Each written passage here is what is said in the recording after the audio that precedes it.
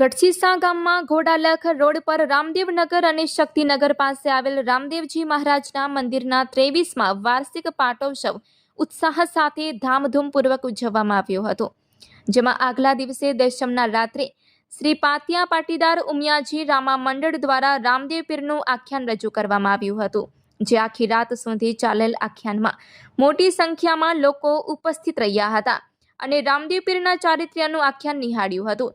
તેમજ બીજા દિવસે 11ના રામદેવજી મહારાજના મંદિરના પટાંગણમાં સવારે હોમ હવન, આરતી, પૂજા અને ધ્વજારોહણ કરવામાં આવી હતી અને બપોરે મહાપ્રસાદનું આયોજન પણ કરવામાં આવ્યું હતું।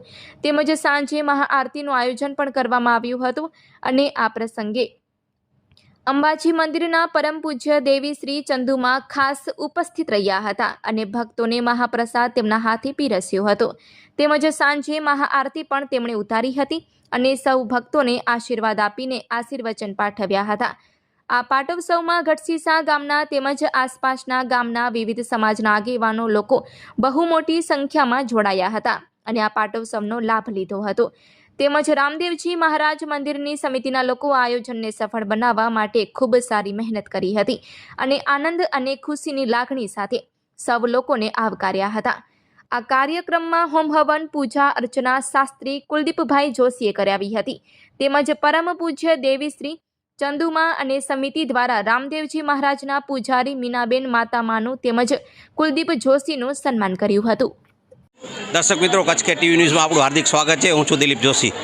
અત્યારે આપણે ગઢસીસાની અંદર રામદેવનગરની અંદર ઘોડાલખ રોડ ઉપર શક્તિનગર પાસે આવેલ રામદેવજી મહારાજના મંદિરની અંદર ઉપસ્થિત થયા છીએ અને આ 23મો વાર્ષિક પાટોત્સવ જ્યારે ઉજવવામાં આવી રહ્યો છે ત્યારે આપણી વચ્ચે અત્યારે હાલમાં જ કૈલાસ માનસરોવરની જાત્રા પૂર્ણ કરી એક મોટી જાત્રા આપણે કહી શકીએ તે પરિપૂર્ણ કરીને માતાજી પરમ પૂજ્ય દેવીશ્રી ચંદુમા, જેમના નામથી ગામ ઓળખાતું એવા ગઢસીસાના આપણા પરમ પૂજ્ય દેવીશ્રી ચંદુમા આપણે ગૌરવની લાગણી અનુભવીએ અને આપણે ધન્યતા અનુભવીએ કે અત્યારે કૈલાસ માનસરોવરની જાત્રા પરિપૂર્ણ કરી અને જ્યારે ગઢસીસામાં આવ્યા છે અને તે પણ આ વખતે રામદેવજી મહારાજનો પાટોત્સવ અને એ જ દિવસે માતાજી અહીંયા ગઢસીસા ગામે પહોંચ્યા છે।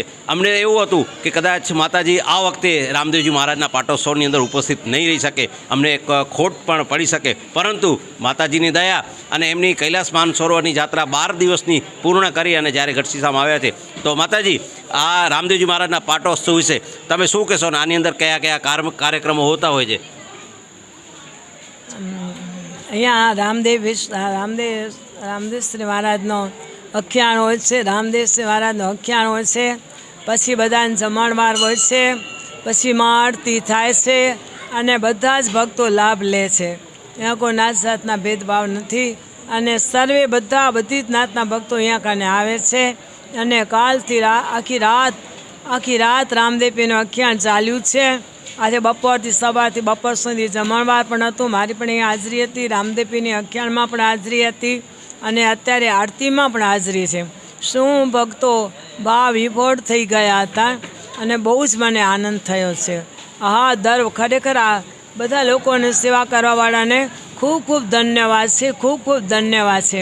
દર વર્ષે પાટોત્સવ કેવો સરસ ભાવ ઉત્સવથી ઉજવે છે, તો ખરેખર અમને માં સુખી રાખે, રામદેવશ્રી મહારાજ સુખી રાખે, એમના કાર્ય પરિપૂર્ણ કરે એવી મા પાસે પ્રાર્થના કરું છું।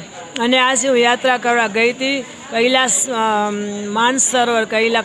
માનસરોવર, તો મને પણ ત્યાં બહુ જ આનંદ થયો અને બહુ સરસ દર્શન થયા।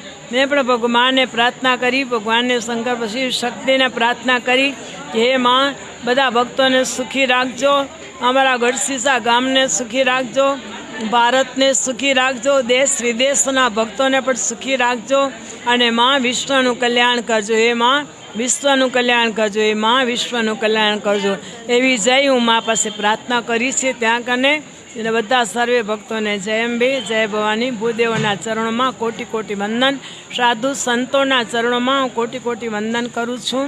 માતા પિતાના ચરણોમાં ધરતી માતાને વંદન કરું છું। સૂર્યનારાયણ ભગવાન, ગાય માતાને સર્વેને વંદન કરી મારી વાણીને વિરામ આપું છું। જય અંબે, જય અંબે, જય અંબે, જય ઉમિયા, જય લક્ષ્મીનારાયણ ભગવાન, જય અંબે।